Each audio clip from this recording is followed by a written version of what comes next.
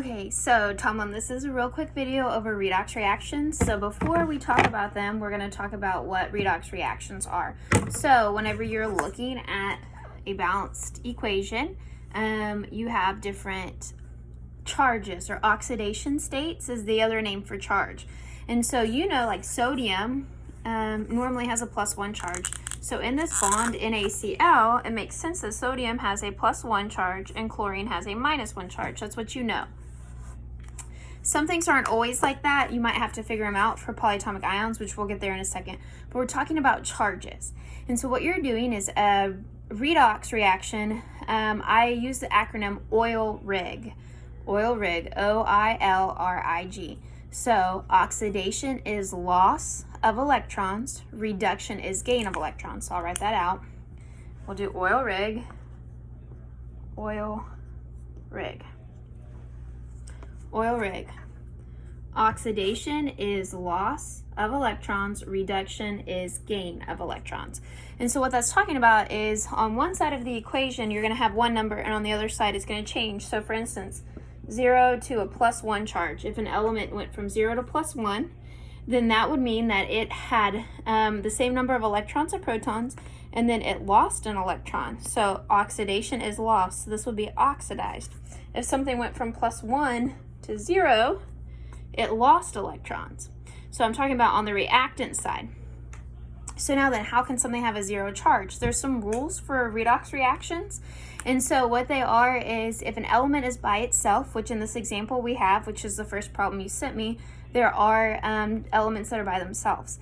Then their charge is going to be 0. Their oxidation state is 0. And then whenever they're in a bond, you figure out what their charge is. Most of the time you go off the periodic table. If you have something like oxygen, oxygen's always -2 and hydrogen's always +1. Unless hydrogen comes last and it's a hydride, it would be a -1. But those are your standards that you go off of. So if you have a polyatomic ion, you would have to go calculate it. So I'll show you how to do all of those things, but first we'll work this problem. So this is the first one. So we're going to go ahead, and I didn't bring an eraser. So I have balanced the equation for you and your friend, okay? So sodium right here, it's by itself. I put a 2 in front to balance it. It's by itself, so that means it has an oxidation state of 0. And then iron's right here, and chlorine's here. I know chlorine is -1. There's 2 of them. That's an ugly -1. There's 2 of them, so that means iron has to be a +2. Oh my goodness, writing it upside down. I'm not good at that. Okay, +2. I'm sorry about that. And then we already said sodium's +1, chlorine's -1, and then iron's all by itself over here. It's going to be 0. So when I look what happens, sodium, iron, and chlorine. Sodium went from 0 to +1.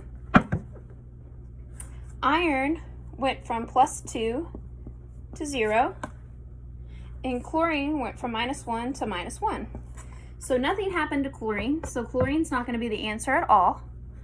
Sodium went from 0 to +1. That means it lost an electron. It became more positive, which means it lost an electron. So that means it was oxidized. And then iron went from a positive charge to 0, so that means it was reduced.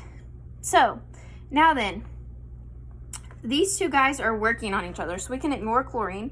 So iron and sodium are working on each other. So since sodium was oxidized, it is the reducing agent. Sodium caused iron to be reduced. So sodium is oxidized and it is the reducing agent, which means iron was reduced and it is the oxidizing agent because it caused sodium to be oxidized. Without the other one present, it wouldn't have happened. And so therefore, the agent is what's causing the action. So it's opposite of what they are. So again, one more time, sodium is oxidized, so it is the reducing agent. Iron is reduced, so it is the oxidizing agent. And I said I'd work a polyatomic ion for you just to show you how to figure them out. So I'm going to do on the other side, we're going to do potassium permanganate. So permanganate is a polyatomic ion, and potassium is K. So potassium permanganate is KMnO4. So oxygen's always going to be -2. If I have 4 of them, that means I have a -8 charge. Okay, potassium is +1. Most of your first elements, everybody in group 1 are for the most part going to stay +1. Very rarely would they ever change. And so then overall right now, the charge for this element is -7. but there's no charge up here. So that means the manganese has to cancel it out. So manganese has to be a +7. So for it to be 0. So then this would be the oxidation state of manganese. So potassium's is +1, manganese is +7, and oxygen is -2. So hopefully you can see how we figured that out. And I'll post this and I'll send it to you, and you can send it to your friend.